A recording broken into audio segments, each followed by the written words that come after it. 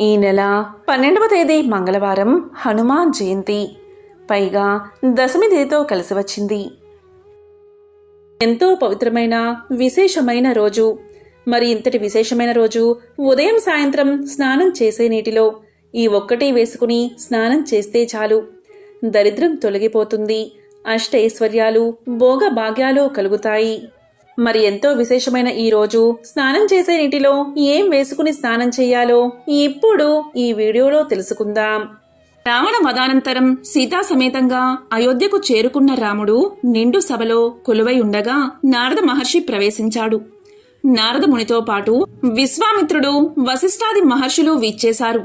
అక్కడ ఒక ధార్మిక విషయంపై చర్చ కొనసాగుతున్న విషయాన్ని గమనించిన నారదుడు సభాసదులందరినీ ఉద్దేశించి ఇలా పలికాడు. సభకు వందనం. ఇక్కడ సమావేశమైన వారందరినీ ఒక విషయమై ప్రార్థిస్తున్నాను. భగవంతుని నామం గొప్పదా, భగవంతుడు గొప్పవాడా? ఈ విషయంపై మీ అభిప్రాయాన్ని తెలియచేయండి అని పలికాడు నారదుడు. నారదుని అభ్యర్థన విన్న వెంటనే సభలో చర్చలు ఊపందుకున్నాయి. ఎంతగా వాదోపవాదాలు జరిగినప్పటికీ రాజసభలోని ఋషిగణం ఒక నిర్ణయానికి రాలేకపోయింది.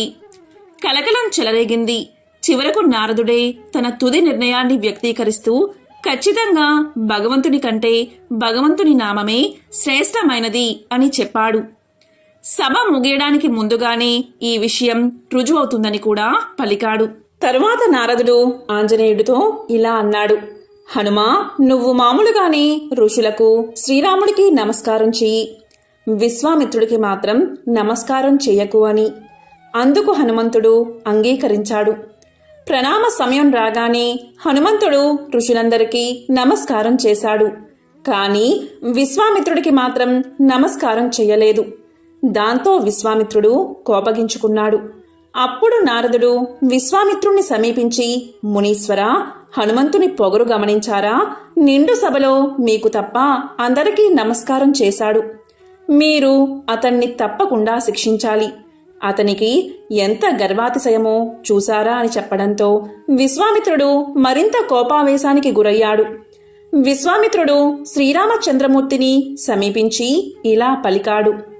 రాజా, నీ సేవకుడైన హనుమంతుడు అందరికీ నమస్కారం చేసి నన్ను అవమానించాడు.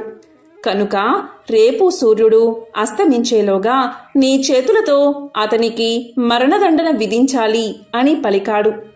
విశ్వామిత్రుడు శ్రీరామునికి గురువు కనుక రాముడు అతని ఆదేశాన్ని పాటించవలసిందే.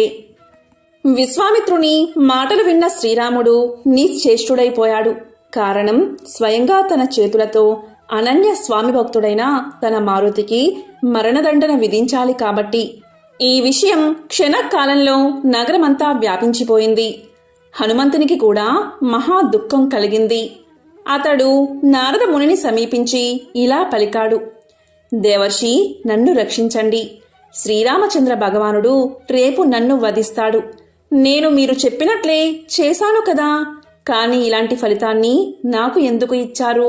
నేనేం చెయ్యాలి అని అన్నాడు. అప్పుడు దేవర్షి అయిన నారదుడు ఇలా పలికాడు. ఓ హనుమంతా, నిరాశపడకు. నేను చెప్పినట్లు చెయ్యి. బ్రహ్మ ముహూర్తంలో లేచి సరయూ నదిలో స్నానాన్ని ఆచరించి చేతులు జోడించి ఓం శ్రీరామ జయరామ జయ జయ రామ అన్న మంత్రాన్ని జపించు. అంతే, విశ్వాసపూర్వకంగా చెబుతున్నాను, నీకు ఎటువంటి భయమూ రాదు అన్నాడు. మరునాడు తెల్లవారింది. సూర్యోదయానికి పూర్వమే హనుమంతుడు సరయూ నదికి చేరుకున్నాడు. స్నానం చేసి దేవర్షి చెప్పిన ప్రకారం చేతులు జోడించి భగవంతుడి నామాన్ని జపించసాగాడు. ప్రాతకాలం కావడంతో హనుమంతుని కఠిన పరీక్షను చూడాలని ప్రజలంతా గుంపులు గుంపులుగా వచ్చేశారు. శ్రీరామచంద్రుడు హనుమంతునికి దూరంలో నిలబడి తన పరమ సేవకుణ్ణి కరుణార్ధ దృష్టితో చూడసాగాడు. కాలం సమీపించడంతో అనిచ్ఛాపూర్వకంగానే హనుమంతునిపై బాణాలను వర్షింపచేయసాగాడు శ్రీరాముడు. కాని ఒక్క బాణం కూడా హనుమంతుణ్ణి బాధించలేకపోయింది. ఆ రోజంతా బాణాలు వర్షించబడుతున్నాయి, కానీ అవి హనుమంతునిపై పడ్డం లేదు. కుంభకర్ణాది రాక్షసుల్ని వధించడంలో ప్రయోగించిన భయంకర అస్త్రాలను కూడా ప్రయోగించాడు శ్రీరాముడు. అంతలో శ్రీరామచంద్రుడు బ్రహ్మాస్త్రాన్ని ఎత్తాడు. ఈ సమయంలో హనుమంతుడు ఆత్మ సమర్పణ చేసి పూర్ణభావంతో మంత్రాన్ని తీవ్రంగా జపిస్తున్నాడు. అతడు రాముని వైపు చిరునవ్వుతో చూస్తున్నాడు. స్థిరభావంతో నిలబడిపోయాడు. అందరూ ఆశ్చర్యంగా హనుమంతుడిని చూస్తూ జయ జయకారాలు పలకసాగారు జనులంతా. ఇలాంటి స్థితిలో నారద మహర్షి విశ్వామిత్రుణ్ణి సమీపించి ఇలా పలికాడు: ఓ మహర్షి, ఇక మీరు విరోధాన్ని ఉపసంహరించుకోండి. శ్రీరామచంద్రుడు అలసిపోయాడు.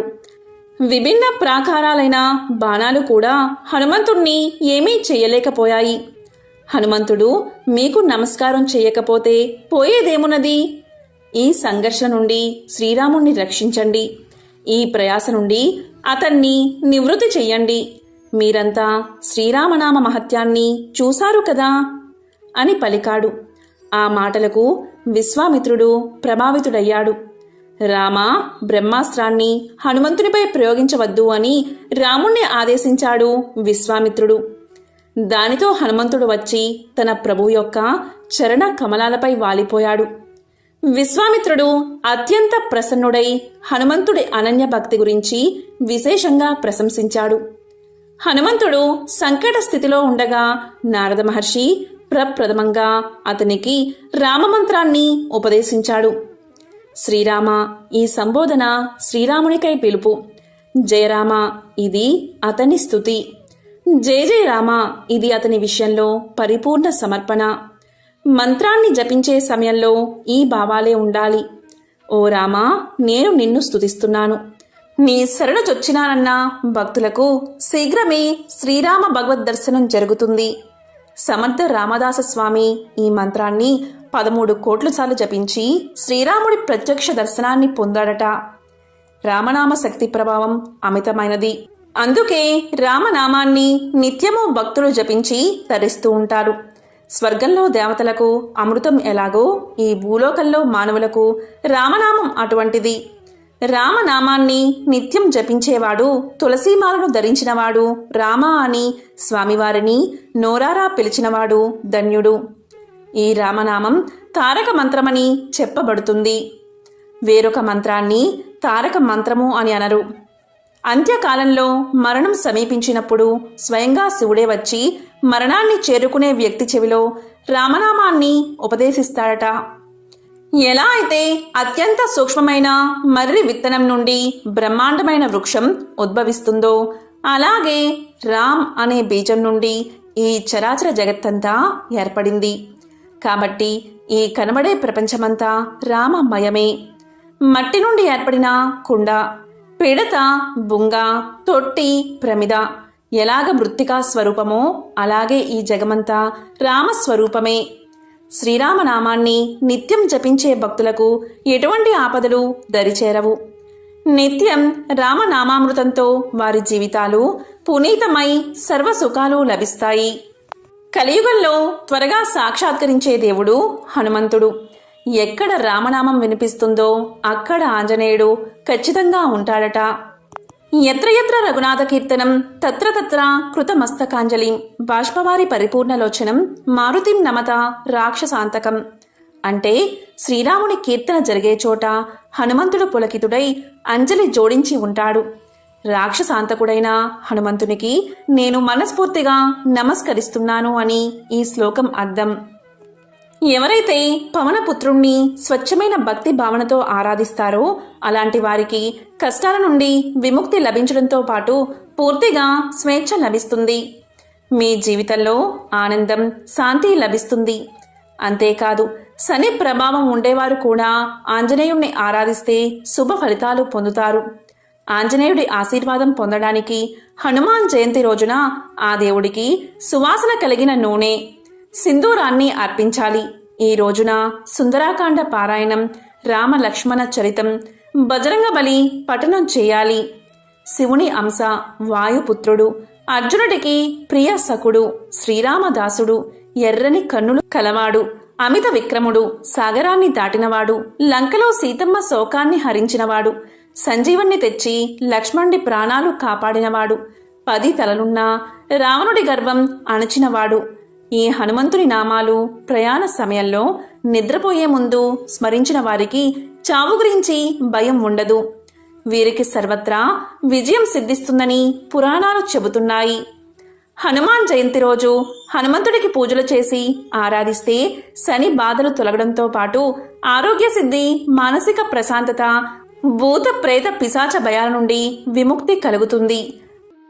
ఒకసారి పార్వతీదేవి పరమేశ్వరుణ్ణి ఇలా అడుగుతుంది, స్వామి, విష్ణు సహస్రనామాన్ని సులభంగా ఎలా పలకవచ్చు అని. అప్పుడు మహాశివుడు ఇలా సమాధానం చెప్తాడు, దేవి, శ్రద్ధగా విను. శ్రీరామ రామ రామేతి రమే రామే మనోరమే సహస్రనామ తత్తుల్యం రామనామ వరాననే అన్న ఒక్క శ్లోకం చదివితే చాలు. విష్ణు సహస్రనామాలు చదివినా ఫలితం కలుగుతుంది. శ్రీరామ అని పలికితే చాలు 1000 నామాలు చదివినా ఫలితం వస్తుంది అని పరమశివుడు పార్వతికి తెలియచేశాడట. ఇంకా రామనామాన్ని జపించి రుక్షకుడు అనే ఒక సాధారణ వ్యక్తి వాల్మీకిగా మారతాడు. రామనామం వల్ల శబరి, గుహుడు, హనుమ, సీతామాత ఇలా ఎందరో పునీతులు అయ్యారు. రామ అన్న పదంలో రా అన్న అక్షరం పలికేటప్పుడు పెదాలు తెరుచుకుంటాయి. అంటే మనలో ఉన్న పాపాలు బయటికి పోతాయట. ఇక మా అని పలికేటప్పుడు పెదాలు మూసుకుంటాయి. బయటికి పోయిన పాపాలు లోపలికి చేరకుండా మూసేస్తుందట. ఇలా రామనామం గురించి ఎంతైనా చెప్పవచ్చు అని సాక్షాత్తు వశిష్ఠ మహర్షి తెలియజేశాడు.